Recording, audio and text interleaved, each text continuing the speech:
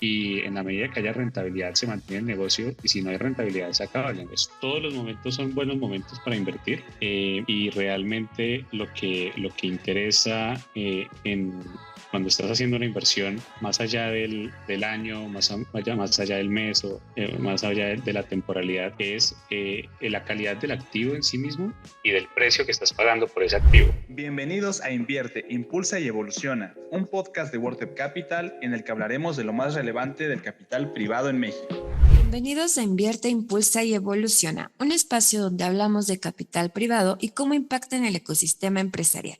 Gracias por acompañarnos, soy Evelyn Villarello, gerente editorial de WordTap Capital, y en este episodio hablaremos sobre el mejor momento para invertir, cómo saber cuál es el momento, qué consideraciones hay que tomar y en qué hay que fijarse y los detalles sobre este tema. Para hablar de ello, tenemos como invitado a Fabricio Zavala. Él es responsable de la cartera de Guaira Spam. Es economista de la Universidad del Rosario en Colombia, tiene un máster en Administración de Negocios Digitales en la Universidad de Barcelona, ha desarrollado su trayectoria profesional alrededor de inversiones de Private Equity, Venture Capital, ha trabajado en el Fondo Inmobiliario en Colombia, Credit Corp Capital y Grupo Bolívar.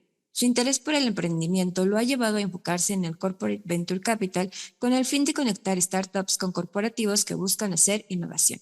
Actualmente es responsable del portafolio de Guaira Spam, donde se enfoca en acelerar el crecimiento de negocios digitales de Latinoamérica por medio del desarrollo de oportunidades conjuntas con Telefónica Movistar y sus partners. Bienvenido, Fabricio. Nos da mucho gusto que estés con nosotros. Evelyn, muchas gracias por la presentación y también muchas gracias por la invitación a todo el equipo de WordTap. Un gusto estar acá hoy con ustedes. Al contrario, un gusto que estés con nosotros, Fabricio. Y bueno, precisamente en esta experiencia que tienes tú sobre Private Equity, capital privado, pues nos gustaría que nos cuentes por qué es tan importante elegir el momento adecuado para invertir. Hay una reflexión importante es, todos los momentos son buenos momentos para invertir y realmente lo que interesa cuando estás haciendo una inversión, más allá del año, más allá del mes o más allá de la temporalidad, es la calidad del activo en sí mismo y del precio que estás pagando por ese activo. Entonces, tanto en épocas de recesión como de grandes crecimientos económicos, hay grandes oportunidades de inversión, pero sobre todo se marca mucho en estas épocas de recesión, son más las oportunidades, las buenas oportunidades de inversión. Entonces, para resolver la pregunta todo el tiempo hay grandes oportunidades, hay obstáculos para llegar a ellas.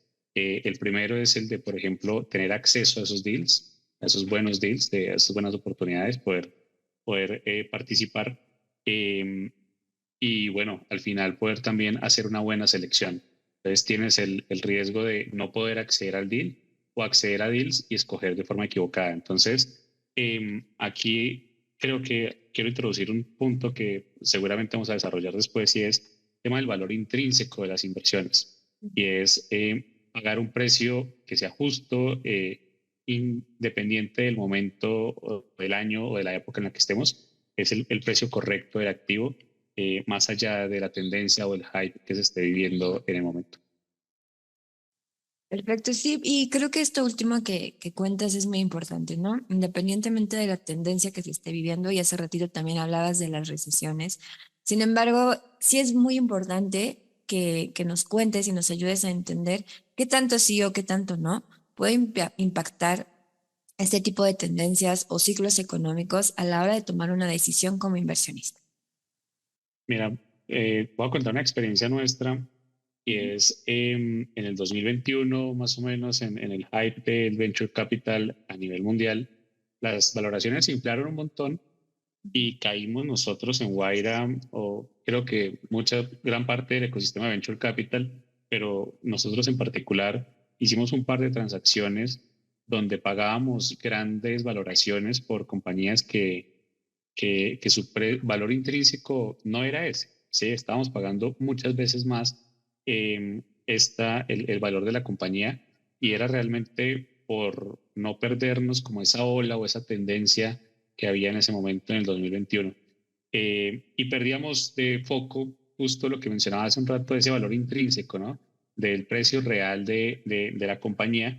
Y ahí es donde hago la invitación a mantener el foco independiente de la tendencia o el hype, porque eso nos puede llevar a hacer malas inversiones, no porque la compañía no sea de calidad, sino porque estás pagando un precio muy alto.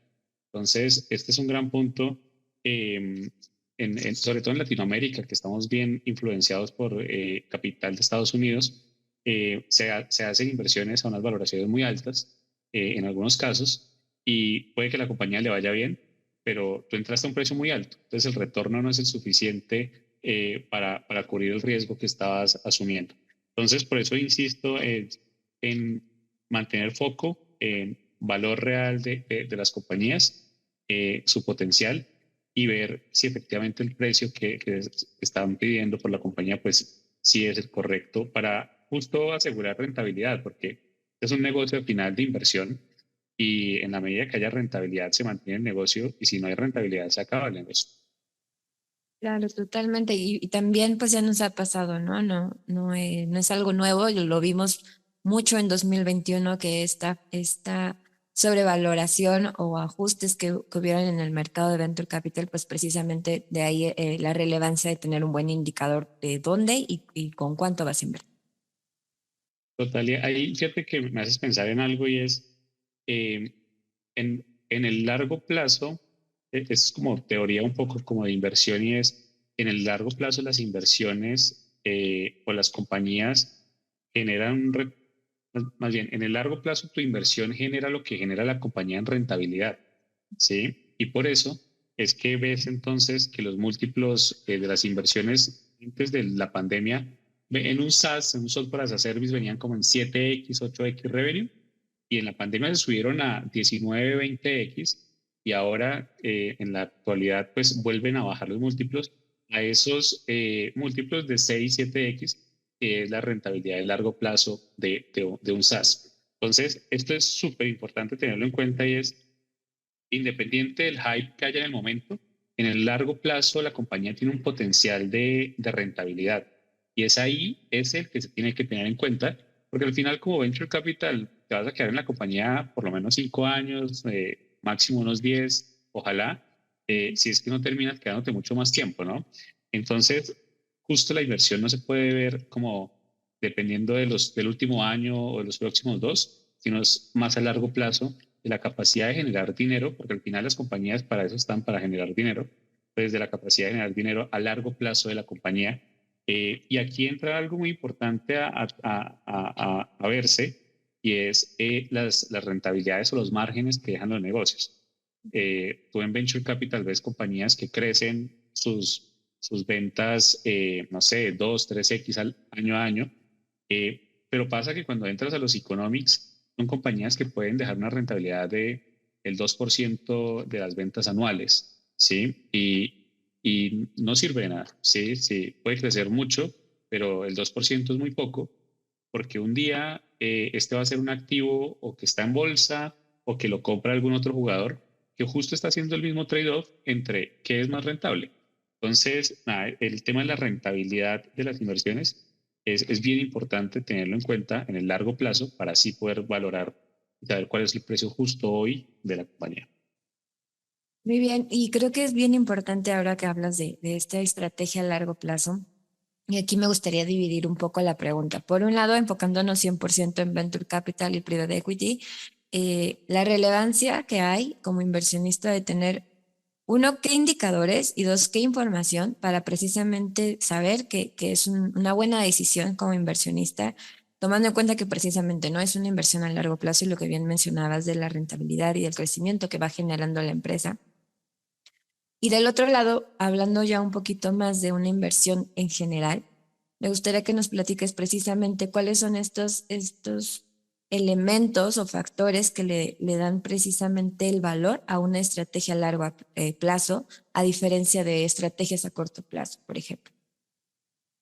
Mira, yo diría, hablando de esta segunda pregunta de largo plazo y corto plazo, largo plazo, cuando estás pensando en una inversión en la que no vas a poder salir en los próximos meses, en la que no vas a poder salir en un par de años, tienes que ver su potencial de generar valor en el largo plazo entonces, ¿sí? Y ahí entonces comienzo a pensar en indicadores como el ROIC, que es como retorno en capital invertido, y tú quieres que ese indicador sea lo más alto posible, que al final es una medida de flujo de caja, ¿sí? De cuánto flujo de caja es capaz la compañía de generar y además después de reinvertir esa caja para seguir creciendo más, ¿sí? Ahí es donde tú ves muchas, eh, insisto, como tema de teoría de inversiones, y es, tú quieres, por ejemplo, muchas veces se ve el dividendo como una buena cosa, ¿sí? Pero si es una gran compañía que es muy rentable, tú quieres que siga reinvirtiendo todo en sí, en su crecimiento, porque entre más crezca, genera pues más rentabilidad. Es como al final como interés compuesto, pero aplicado a las empresas. Entonces, esto es súper importante mencionarlo y la verdad no se suele tratar mucho a nivel como de inversiones, porque el inversionista lo ve como muy de corto plazo y realmente las compañías las tienes que ver a largo plazo, porque la compañía no, bueno, dependiendo del modelo de negocio, pero va a durar 10, 15 o 20 años esa empresa. ¿Sí? Entonces, tienes que buscar esos negocios a largo plazo que generan, que son muy rentables y que tienen capacidad de escalar. Entonces, algo que se menciona en teoría de inversión es el dividendo es un lujo muy costoso, porque el inversionista, si está invirtiendo en una compañía que es rentable, prefiere mantener toda la plata allá y que esa compañía crezca y crezca y crezca, porque si es una compañía que genera rentabilidad del 30% anual sobre el capital, ¿dónde consigue el inversionista un activo que le genere ese tipo de rentabilidad? ¿Sí? Si le dan el cash en tipo de dividendo. Es eso hablando del largo plazo. Y en el corto plazo, cuando tienes la posibilidad de hacer salidas rápidas como acciones que están en bolsa, por ejemplo, ahí sí, pues hace todo el sentido pensar en tendencias, ¿sí? Por ejemplo, fíjate que inteligencia artificial comienza a surgir fuerte y muy democratizado a nivel mundial en 2022, en noviembre, con el lanzamiento de ChatGPT, y, y comienza entonces a partir como de marzo más o menos a crecer mucho 7 acciones en particular. Son las de Alphabet, las de Meta, las de Google, las de Apple, esas acciones que tienen mucho que ver, Tesla, que tienen mucho que ver con inteligencia artificial y puedes materializar una buena rentabilidad en el corto plazo, pero porque tienes la posibilidad de salir en el corto plazo, ¿sí? Entonces, esto es como insistir en tendencias. Está bueno que sea una estrategia para activos en los que puedas salir en el corto plazo, pero si son activos en los que puedes salir es en el largo plazo, es importante irse y centrarse en la capacidad de generar caja y de rentar, más bien, y de generar una alta rentabilidad sobre esa caja de la compañía, eso para el largo plazo. Y luego mencionabas al principio otra pregunta, ¿me la podrías recordar? Sí, claro, hablando precisamente de Venture Capital, esta estrategia de largo plazo, ¿qué indicadores deberían de tomar en cuenta o qué información hay que tomar en cuenta a la hora de tomar esta decisión? Hace rato ya nos hablaste un poquito de las tendencias y los sectores, pero ¿qué otra cosa hay que tener presente? Sí, mira, algo bien interesante es básicamente EBITDA, o el margen EBITDA, la compañía qué tanta caja es capaz de generar, pero esto lo tienes que acompañar luego del CAPEX, y es normalmente cuando tú ves EBITDA es ingresos antes de intereses, de tasas, de impuestos, depreciaciones y amortizaciones, y eso te dice cuál es la capacidad de generar caja de la compañía, ¿sí? Y luego tú quieres que eso se reinvierte, pero muchas veces se reinvierte es en CAPEX y dependiendo del tipo de CAPEX puede ser algo muy costoso, ¿sí? Que para crecer entonces requiere demasiado capital y realmente el flujo de caja para crecer ventas no es mucho. Entonces, eh, creo que al final se llama flujo de caja libre, que es cuando al EBITDA le restas también el CAPEX, la medida que se debería tener en cuenta para poder evaluar negocios al final, hacia el largo plazo. Eso. Muy bien, y sobre todo, bueno, esto último creo que está muy interesante y me gustaría que me ayudes a desarrollarlo un poquito más. Porque si bien es una decisión como inversionista, no hay que perder de la vista que estás invirtiendo en una empresa, ¿no? Y una empresa como cualquier otra, como hace rato hablabas de Meta, ChatGPT, si bien son tecnologías o tendencias, también pueden tener o estar expuestas a ciertas caídas o riesgos que no necesariamente están dentro de o dentro del sector o dentro de la empresa, dado, no sé, Facebook, por ejemplo. ¿Qué pasa en este caso? Por ejemplo, no sé, eventos geopolíticos, algún otro factor pueden o no estar impactando en la empresa en la que estás invirtiendo. Si es así, ¿cuáles serían? Y uno como inversionista, ¿qué podría hacer? A nivel general, temas políticos son cosas que, bueno, dependiendo del país, te los esperas o no, ya están descontados en algunos casos, ¿sí? Eh, entonces, sobre todo en Latinoamérica, creo que tenemos descontado mucho ya como conflicto, temas políticos de incertidumbre, pero cuando le pones este tipo de cosas a regiones más estables como Estados Unidos, Europa, eh, ahí sí genera una fuerte afectación, ¿sí? Se afectan más de pronto esas economías que las nuestras, porque, bueno, esto es algo de pronto que me llama la atención y es, siento que en LATAM estamos acostumbrados a lidiar con problemas, con choques de algún tipo político, económico, tenemos inflación todo el tiempo y entonces cuando le llevas este tipo de cosas o este tipo de problemáticas a regiones como Norteamérica y como Europa, pues les da pánico, ¿sí? Se asustan y por eso comienzan a disminuir fuertemente sus decisiones de inversión, por ejemplo. Y eso tiene efectos ahí sí sobre regiones como Latinoamérica. Por ejemplo, vas a ver que en el Venture Capital la subida de tasas de interés de Estados Unidos hizo que la inversión en general disminuyera en todos los sectores, pero sobre todo también el Venture Capital, que hemos tenido una fuerte subida.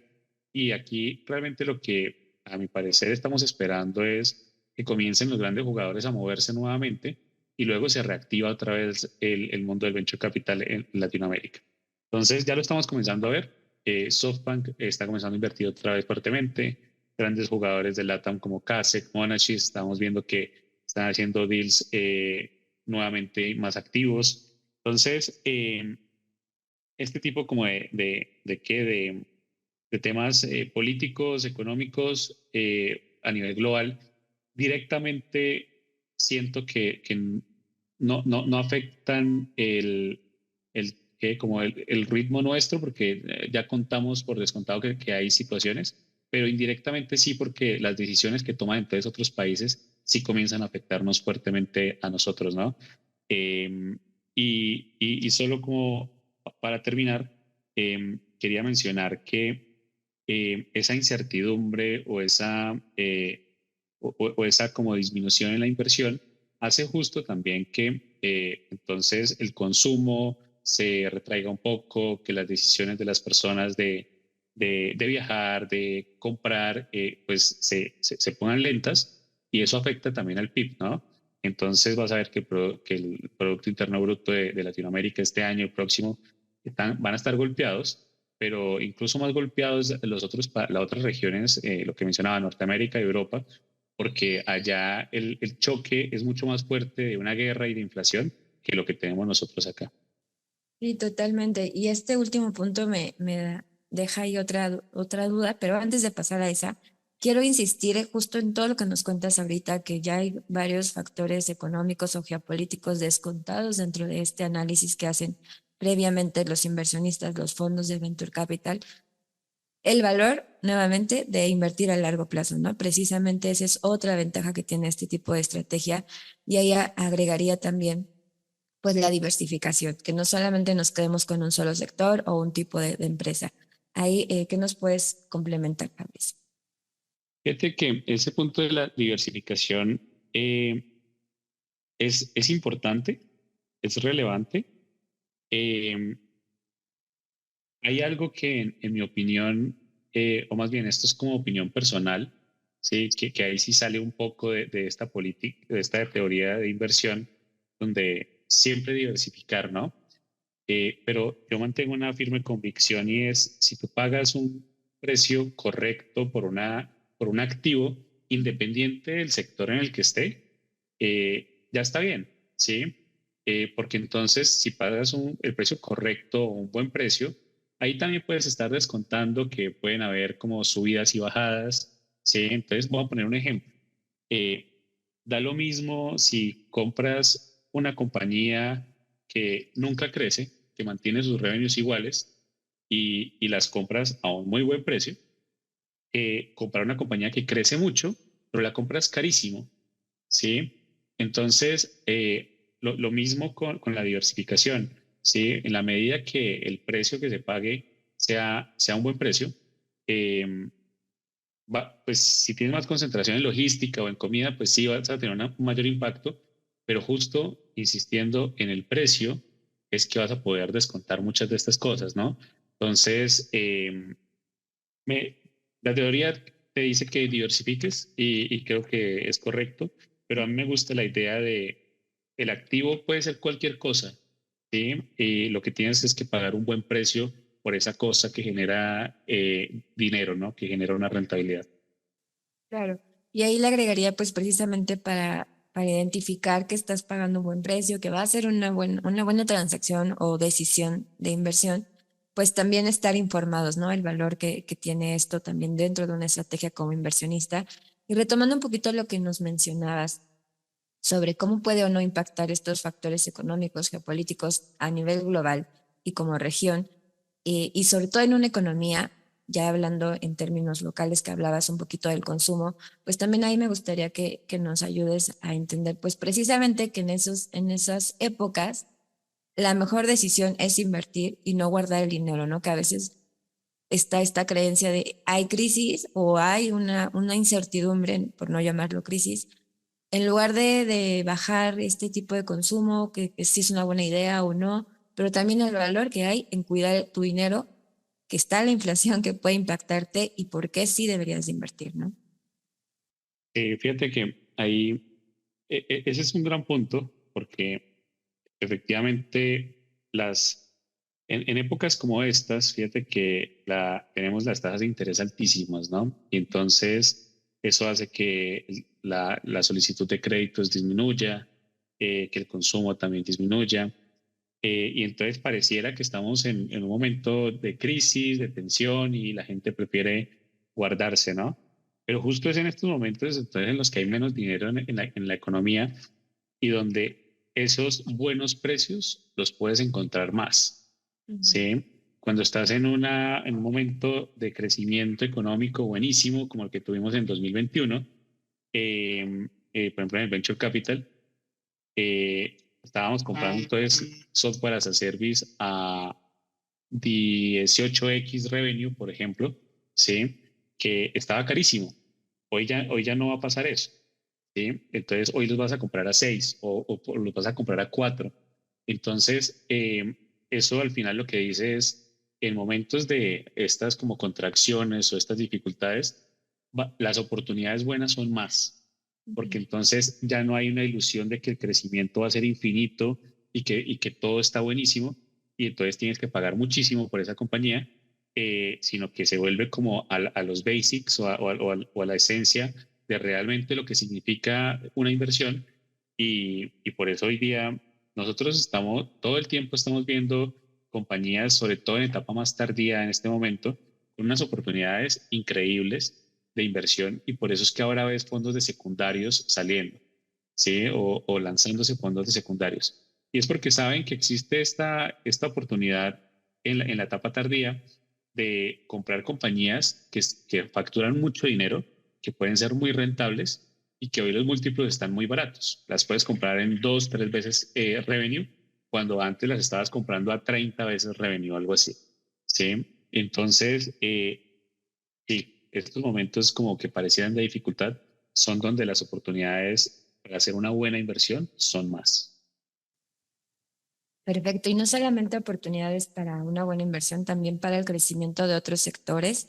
Y ahí me gustaría que nos cuentes tu opinión y sobre todo desde tu experiencia que te ha tocado estar involucrado desde Venture Capital, Private Equity y también en el ecosistema empresarial. Pues, ¿qué pasa en este tipo de ciclos económicos, mejor dicho, en estas fases, con sectores como la tecnología y en particular la necesidad que hay de innovar precisamente en esta época? Mira, tuvimos un gran salto, sobre todo en Latinoamérica, después de la pandemia. Se necesitaba obligadamente innovar, sobre todo los gobiernos, por ejemplo. Y esto llevó a que pasáramos de más o menos el 15% de las corporaciones hacían innovación abierta antes de la pandemia y después de la pandemia más del 75%, como que cuadruplicamos la cantidad de corporaciones haciendo innovación y eso entonces comienza a generar nuevas oportunidades. ¿Sí? Las corporaciones queriendo digitalizarse, queriendo hacer cosas más rápido, primero crea oportunidades para que emprendimientos surjan y atiendan esas necesidades, pero también a nivel de consumidores o de usuarios finales, van a mejorar, deberían mejorar muchas cosas. Hoy lo vemos mucho, por ejemplo, en la banca. Yo al banco ya no voy, ¿sí? Y creo que ya muchos no vamos al banco y estas son como buenas cosas que van surgiendo. Y justo a raíz de esto, entonces comienzan a darse muchas optimizaciones para una inversión son importantes porque, fíjate, en estos días hablaba con Telefónica, con equipos de innovación de Telefónica y buscan por medio de tecnología hacer más rentable la compañía. Y esto es muy importante, es decir, después de que comienzas a entender mucho la teoría de inversión, entiendes que cada punto porcentual que te puedas ganar de rentabilidad es demasiado valioso, ¿sí? Y entonces por eso cuando las compañías comienzan a transformarse digitalmente, ya no necesitas, no sé, 15 días para un proceso, sino ahora lo haces en un día o dos, pues la capacidad de producción o de entregar producto o de entregar el servicio al cliente aumenta mucho y puedes atender más clientes con la misma capacidad. ¿Sí? Y esto al final para el inversionista es muy relevante porque lo que yo quiero es que esa inversión sea lo más rentable posible. ¿Sí? Realmente como inversionista estamos en la búsqueda constante de dónde poner mi dinero lo más rentable posible. Y por eso es que las startups, o más bien los fondos, viven una realidad particular con las startups y es analizamos 100, invertimos en una, máximo en dos, y es porque yo estoy buscando dónde poner mi capital para que sea más rentable. Entonces tiene que ser el modelo de negocio que pareciera más rentable, el equipo que pareciera con la mayor capacidad, eh, el, la mayor horizonte de crecimiento en el tiempo. Ojalá se vuelva un unicornio porque quiero hacer la mayor rentabilidad posible. Entonces es una constante búsqueda de dónde colocar mi dinero para que sea más rentable y justo la tecnología entonces entra aquí a jugar un gran rol porque por medio de tecnología las empresas se están volviendo más rentables, son más eficientes, disminuyen procesos, son más rápidos. Claro, y ahorita nos acabas de mencionar tres cosas importantes, ¿no? No solamente la rentabilidad también está detrás del equipo y cómo la tecnología le va a ayudar al inversionista a tomar una mejor decisión. Fabricio, acá también me gustaría que nos cuentes precisamente con esta oportunidad que tienes ya con día de estar platicando con otras empresas, cómo un corporate venture capital ayuda precisamente a agilizar, nos acabas de dar un ejemplo con la tecnología, agilizar este tipo de procesos, a mejorar y sobre todo a seguir detonando la innovación. Mira, ahí de base el corporate venture debería justo ser como ese motor de innovación, pero innovación se mide de diferentes formas en cada corporación. En algún momento trabajé en la vivienda y ahí el objetivo era más poder llegar a nuevos clientes o nuevos mercados, nuevas geografías, nuevos productos de la mano de las startups. Y está bien porque te genera mayor ingreso, por ejemplo. En Telefónica lo ven de dos formas. Una es esa, buscar generar más ingresos porque yo busco vender, por ejemplo, el servicio de la startup. Y también otro es la parte de transformación digital interna. Entonces es constantemente los equipos de finanzas, de legal, de marketing, nos están pidiendo cómo los podemos ayudar por medio de tecnología a hacer mejor, más rápido, más eficiente su trabajo. Entonces, para eso tenemos equipos dedicados, los llamamos los trenes de innovación dentro de Telefónica, y son equipos constantemente repasando procesos de la corporación y buscando oportunidades de mejora. Entonces, puedes verlo también, por ejemplo, conocí el caso de alguna compañía de alimentos que buscaba nuevas tecnologías o biotecnología con la que pudieran hacer nuevos productos como más sanos o mejores para los clientes, ¿no? Entonces, al final es una combinación básicamente entre incrementar ingresos o disminuir costos. Muy bien, y precisamente este equilibrio que nos cuentas, ¿cómo se traduce para un inversionista que es su primera decisión en invertir en Venture Capital o en el ecosistema empresarial? ¿Qué recomendaciones les darías? Uno, para identificar la mejor época para invertir, sin duda ya nos lo has dicho a lo largo de la conversación, pero también a la hora de tomar su primera decisión como inversionista. Mira, yo creo que a partir de la forma en cómo se hace dinero en Venture Capital. Ujú. Y Venture Capital, tú haces dinero de dos formas. La primera es cuando la compañía tú la inviertes, crece eh, y se vende a un precio mayor al que tú invertiste. Y la segunda es cuando tú inviertes en una compañía y crece tanto que necesita más capital y llega capital externo de nuevos fondos, nuevos inversionistas y te compran tu participación. Entonces, ambos caminos terminan en una venta de tu participación a ya sea un comprador estratégico o un inversionista que quiere participar de la compañía y ayudarla a crecer más. Entonces, yo creo que hay que pensar justo en esa inversión que vamos a hacer o esa startup en la que queremos invertir, ¿cuál es el camino que más le vemos posible? ¿Sí? Fíjate que el camino de la compañía que sigue levantando capital y que crece mucho tiene varias particularidades y es un mercado que sea muy grande para que justo la compañía pueda crecer mucho sus ventas. Debe tener también la particularidad de un founder o un equipo fundador que sea capaz de levantar capital. No todas las personas somos capaces de levantar capital, ¿sí? Hay cierto talento para hacer fundraising. Entonces tiene que ser un equipo fundador donde los inversionistas quieran mucho participar en esa compañía, ¿sí? Si es un equipo fundador al que se le dificulta mucho levantar capital, este camino tal vez no va a ser el camino del éxito del inversionista, ¿sí? No va a ser el camino donde un nuevo inversionista me compra mi participación, sino tal vez es el camino entonces de la compra de la compañía. Y entonces ahí está el punto importante de, entonces esta compañía realmente qué potencial tiene de crecer y en cuánto me la van a comprar y cuál es el precio que yo debería pagar hoy, ¿sí? Eh, Esos son como los dos análisis importantes para hacer al momento de invertir en una startup, porque seguro todas las startups son valiosas y son una buena inversión. Eh, el tema es el precio que estás pagando por ella, ¿sí? Entonces, pues esta compañía que va a seguir levantando capital infinitamente y entonces en algún momento te va a comprar un inversionista a un precio súper alto, o más bien es una compañía que va a levantar una vez y se va a vender en 3 o 4 años, ¿sí? Entonces, dependiendo del tipo de camino que tú creas que va a llegar esa compañía a lograr, eh, pues debes hacer análisis financiero de cuánto es el precio que puedes pagar.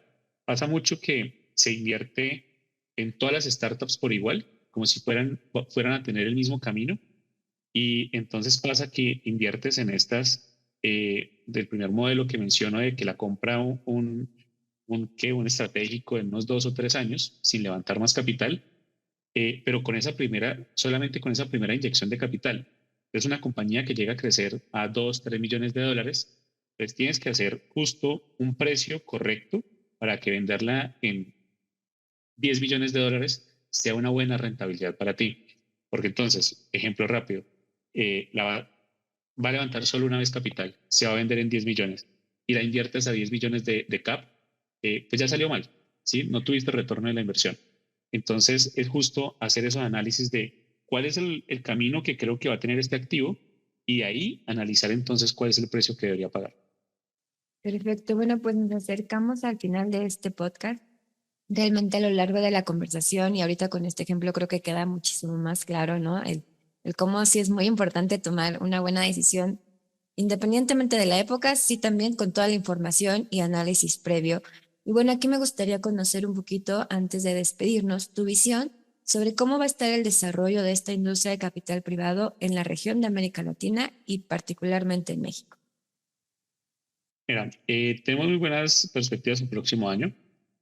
Como mencionaba, estamos viendo que grandes jugadores ya están volviendo a invertir fuertemente, tanto en la región como en el mundo. Eh, este tema de la inteligencia artificial seguramente el próximo año continuará siendo relevante.